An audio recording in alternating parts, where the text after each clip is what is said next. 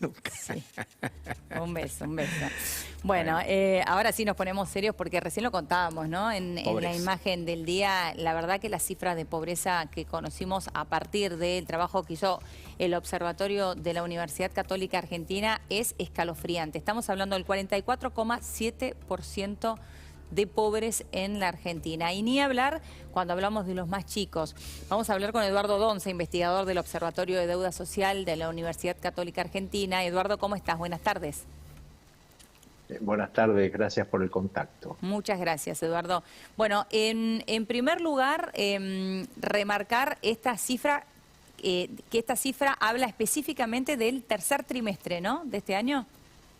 Sí, por supuesto, es de la encuesta propia que tenemos en la UCA desde el año 2004 y en los últimos años, hace bastante tiempo que se está realizando en julio, agosto y septiembre de cada año. Con lo cual, este trimestre ya refleja la devaluación de agosto, sí, que no es menor, pospaso, esa devaluación sin anclas ni programa que terminó traspasando a precios muy rápidamente y que le pegó primero y fundamentalmente a los sectores más vulnerables, con alimentos y bebidas subiendo por arriba del 15% por mes. Eso es lo que depositó bajo la línea de la pobreza. ¿Cuántos argentinos, Eduardo, respecto al trimestre anterior o en todo caso, si usted quiere, al mismo trimestre del año pasado? Sí, no tenemos la cuenta precisamente, no, tratamos de no hablar de valores absolutos, pero digamos que son millones, ¿no? Y esto porque viene de una cuestión estructural, ¿no? Lo que hay que tener muy en cuenta que a la coyuntura que usted decía del aumento de los precios y de la inflación tan grande que estamos teniendo y en buena parte mayormente en alimentos, hay una cuestión estructural que viene de hace más de 20 o 25 años, ¿no? Y ahí es como se van acumulando, ¿no?, las situaciones de pobreza y las privaciones en las familias, en los hogares. Podemos pensar que hay cerca de un 25%, ¿no?, de población que es un núcleo duro de la pobreza, que tiene muy poco nivel de empleabilidad, para en el caso muy raro, pero que se puedan desarrollar empleos para todos, empleos de calidad, tampoco lo pueden aplicar.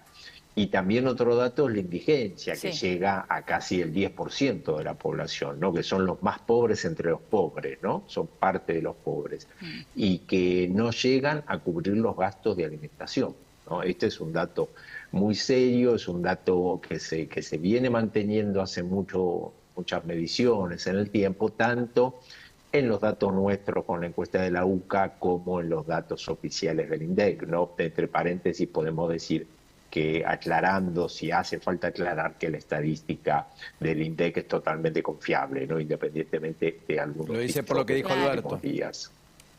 Sí, específicamente por eso, porque poner un manto de duda sobre la estadística pública después que sufrió la malversación de datos durante el año 2007 y el año 2015 es algo que la verdad que no tiene mucho sentido realizarlo. No, y de hecho le hace mucho daño, ¿no? Pero bueno, la verdad que cuando las cifras no dan bien, se pone en duda la metodología. Lamentablemente ya lo hemos visto en la Argentina.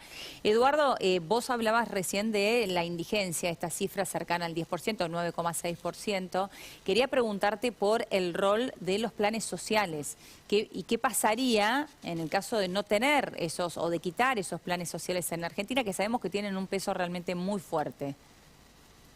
Sí, por supuesto. Lo que se ve acá muy claramente es que como la ayuda que el Estado, entre paréntesis que todos los contribuyentes, no todo el resto de la población, hace con las familias más necesitadas, que tiene diferentes formatos: asignación universal por hijo para los menores de 18 años, algunos programas de empleo con contraprestación como el Potenciar Trabajo, también Eduardo, perdimos el audio, ¿eh? A ver si se te... programa. Ahí está. Ahí está, ahí sí. Tanto programas provinciales como municipales están amortiguando.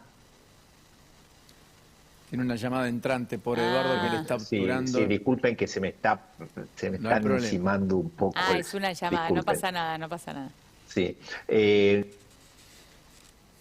Y lo están llamando insistentemente. Insistentemente, sí. Parece que es un hombre del día, no hay duda, Eduardo. No hay duda que es un hombre del día. Es amortiguar un poco la situación de la indigencia, ¿sí? No, ahí tenemos de vuelta el problema.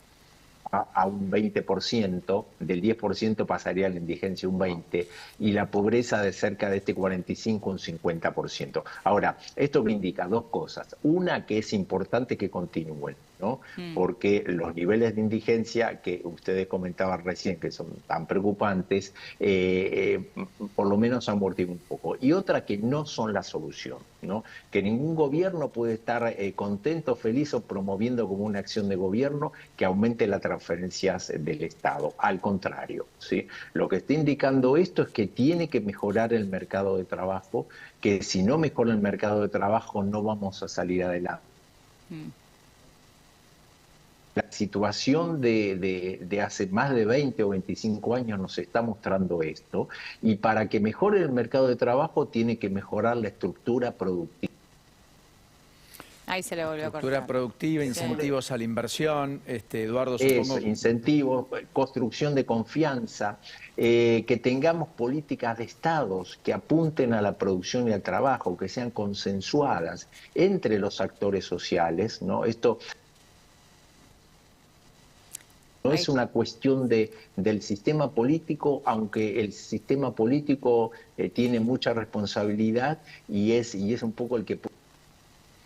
Ay, volvemos a tener problemas. Eduardo, una recomendación para la próxima. ¿Le puedo dar, Eduardo? Sí, dásela porque si no se la doy yo. Cuando estás, cuando vas a tener un Zoom, Eduardo, lo pones en lunita. No molestar. Claro, en lunita, y no te entran los llamados. Después cuando termina el Zoom, se saca la lunita y ahí entran los llamados, porque me ha sucedido. La de no molestar de manera tal de que no se te interrumpa tanto. Claro, porque nos perdemos de consideraciones muy importantes. Porque lo que estaba diciendo, y lo que vamos a seguir conversando con él, con Eduardo Donza, no es menor. Es decir, Alberto pone en tela de juicio la estadística de pobreza, siendo o habiendo sido el jefe de gabinete de un gobierno que intervino en el INDEC porque la estadística le daba mal, y al trastocar los datos de inflación terminó trastocando el resto de indicadores, entre ellos el de la pobreza, en un gobierno donde además sobre el final de ese gobierno de Cristina Fernández de Kirchner en su segundo mandato, el ministro de Economía, Axel Kicillof, decía, bueno, cuando le preguntaban por esta anomalía, bueno, en realidad es estigmatizante hablar de pobreza, por lo tanto es algo que no tratamos de hablar como si eso resolviera el problema. Y como dice bien Eduardo, los planes son indispensables o condición necesaria que sigan para que no haya más gente que esté en esta situación degradante, pero al mismo tiempo no son suficientes y de hecho no son la solución. No, por supuesto. De hecho dice, sin planes, la indigencia pasaría del 9,6 al 20,1%. Eso sería una catástrofe. Quería decir que 2 de cada 10 no comen lo que corresponde cada día. Exactamente, porque hablamos de alimentación directamente. Ahora, también cuando leía el informe hoy, temprano, pensaba, en realidad, si uno ve las cifras, digo, si uno ve que no crece el empleo, que los salarios están por debajo de la inflación, digo, ¿por qué no íbamos a esperar estas cifras que tenemos? ¿O por qué no podrían ser aún peores las cifras que hoy tenemos, lamentablemente? Probablemente el último trimestre del año alumbre una cifra superior. Exacto, seguramente. De hecho, saltó 3 puntos y es probable que suelte 2 o 3 puntos adicionales. Estamos esperando una inflación del 20% para diciembre. Y que tiene una relación directa. Definitivamente. ¿No? La inflación tiene una relación absolutamente está medida por ingresos la pobreza. Claro. En un ratito me voy a referir a la pobreza multidimensional, si ustedes quieren, que es más estructural. Porque esta es la imagen de la pobreza. Vos la mostrabas muy bien, es la tapa, es definitivamente el tema. Ahora después, cuando uno se adentra y hace un doble clic, en realidad es una pobreza ampliada. Claro. Que tiene explicaciones que lo convirtieron ya en estructural y que hacen de la Argentina un país al cual no estábamos habituados. Por lo pronto, en los últimos 60 o 50 años, donde la pobreza era virtualmente marginal. Y el enorme problema, digo, que es que estamos generando en los más chicos, en los menores de 17 años, ¿no? Yo insisto en poner el foco ahí. No puede ser que 62,9, casi 63% de los chicos menores de 17 años en la Argentina sean pobres. No, definitivamente no puede ser. Son más de 6 de cada 10 chicos son pobres en la Argentina. Y si hablamos de indigencia en los más chicos, en los menores de 17 años, en ese caso estamos hablando del 16,2%. No pueden comer, 16,2% de los chicos menores de 17 años. Tremendo. Bueno, ¿se cortó Eduardo o sigue estando allí? ¿Se cortó? No, bueno, no se vamos cortó. a volver Vamos entonces en un ratito. Bueno, estás en los teléfonos sobre confirmación y demás, pero hasta que no tengamos chequeado prefiero ser prudente porque hay nombres de todo tipo, calibre y color a esta hora de la tarde. Mientras tanto, ¿le podemos pedir a Lourdes alguna precisión sobre lo que conocíamos en términos de la legislatura porteña, la resolución de la Cámara, sobre los Albini, porque es los Albini, ¿no? Los Albini. Bueno, en un ratito vamos a meternos de lleno en ese capítulo que se acaba de conocer. Pero antes, otros títulos. ¿Por dónde vamos, Lourdes, en materia judicial a esta hora? Alberto Fernández recibió una nueva denuncia judicial, Paulino Leonora, y en este caso es fuego amigo. ¿Por qué? Porque una abogada reconocida, kirchnerista, es la doctora Valeria Carreras, decidió denunciar por incumplimiento de los deberes de funcionario público y pidió que se dicte una medida cautelar para que le prohíban salir del país después del 10 de diciembre. Lo que dice la abogada dice, no lo hizo Cristina, no lo hizo Alfonsín, no lo hizo Mauricio Macri y lo hace este hombre. Yo creo que lo hace desde su impronta, desde su militancia, creo que no pudo con su genio y que llevó directamente a la demanda diciendo, no, flaco, quédate acá. Quédate acá, no te puedo decir, bancátela y quédate en Argentina. Yo creo que definitivamente lo que le está diciendo es eso. Habrá que ver si la justicia avanza o no. Esta denuncia recayó en el juzgado del doctor Rafecas y el fiscal Tayano, veremos si... Digo, yo no creo que tenga mucho cero. Digo, ¿con qué argumento no lo dejaría salir del país? Bueno, ella habla de incumplimiento de los deberes de funcionario público de parte del propio Alberto Fernández. Para eso tenés que probarlo, digo, por abandono de su puesto de trabajo. Sí, es algo que nosotros venimos marcando hace rato, pero digo, tenés que probarlo. No, te puede decir, yo no estuve hablando en público, pero adentro, puertas adentro, estuve trabajando. Por ejemplo.